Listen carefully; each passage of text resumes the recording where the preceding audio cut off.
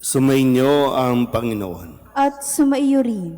Ang mabuting balita ng Panginoon ayon kay San Lucas. Papuri sa iyo, Panginoon.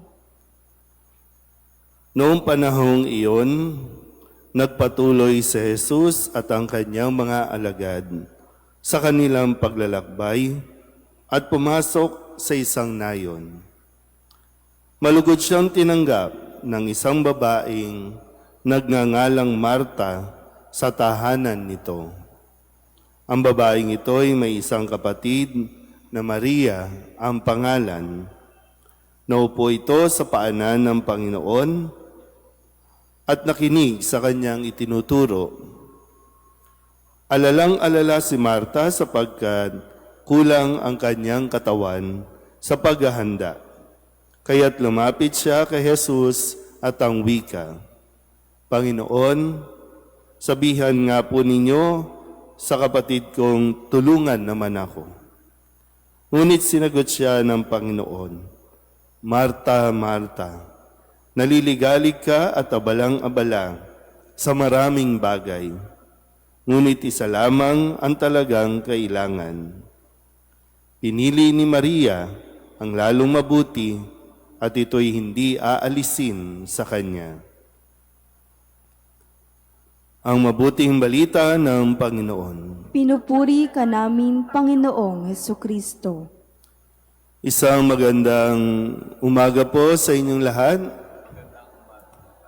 Ngayon po ay pinagdiriwang natin ang kapisahan ng magkakapatid na Marta, Maria at Lazaro.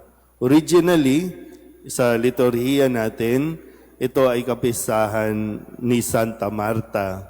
Pero sa kalaunan ay pinag-isa ang kapisahang ito dahil sila naman po ay pare-parehong malapit sa Diyos, magkakapatid na mahalaga o iniibig ni Jesus. Itinuturing na kaibigan. Kaya madalas po kapag sila ay pumupunta sa Jerusalem, dadaanan muna nila ang Betanya, kung saan naroroon ang tahanan ng magkakapatid at sinasabing madalas na humihinto o napapahinga si Jesus sa kanilang tahanan. Ngayon, maganda po na mapagnilayan natin na ang nagpapatibay ng kanilang relasyon bilang magkakapatid ay ang kanilang relasyon kay Jesus. Kaya siguro mas mainam na mapagnilayan natin itong bagay na ito dahil lumapit si Marta kay Jesus at tinihiling ni Marta na sabihan ang kanyang kapatid na si Maria na tulungan naman siya. So, itong bagay na ito na maganda, kamusta ba yung relasyon natin magkakapatid? Ano bang nagpapalapit sa atin sa isa't isa? At ano ang nagpapalayo sa atin sa isa't isa? Yung iba, may mga magkakapatid na talagang magkakalimutan na lang. May mga magkakapatid na umaabot sa punto na magsusumpaan dahil lamang sa anong bagay. Pera, iniwan ng magulang, mga ari-arian, samaan ng loob, na parang okay lang.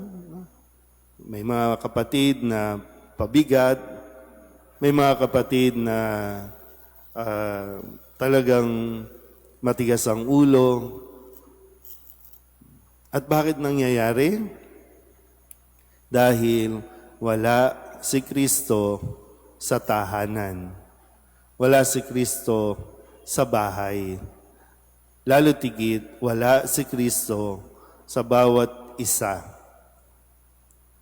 Kasi sabi nga, itong tatlong ito, itong magkakapatid, hindi lang si Marta. May dalawa pa siyang kasama sa bahay na malapit din kay Jesus. Nakikinig din kay Jesus. Kaya matibay ang kanilang pagsasamahan.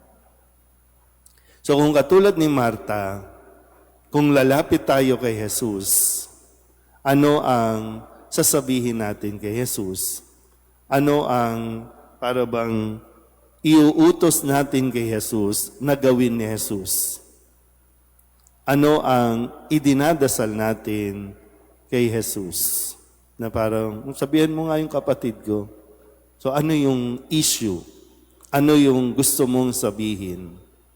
Na ang sagot naman ni Jesus, masyado ka nag-aalala sa maraming bagay. Kasi para bang dito, no? Hindi mapakali si Marta eh. Samantalang si Maria at peace. Kasi hindi naman nga nagdidemand si Jesus na gawin mo ang mga bagay na yan. Kasi ang mahalaga, maupo ka. Ang mahalaga, makapiling mo din ang iba mong mga kapatid na nakikinig. Kasi di ba, sayang yung panahon eh. Sayang yung oras. Yun nga lang, sa kasawiang palad, masyadong naubos ang oras natin sa mga bagay sa mundong ito, hindi na natin nabantayan ang ating mga ugnayan. Na parang unti-unti lumayo na lang tayo sa isa't isa. Na nasanay na tayo na magkakalayo. Nasanay na tayo na hindi napapansinan. Pero muli, no? Kaya naman maibalik kung una tigid tayo ay makikinig at mananatili kay Jesus. Amen?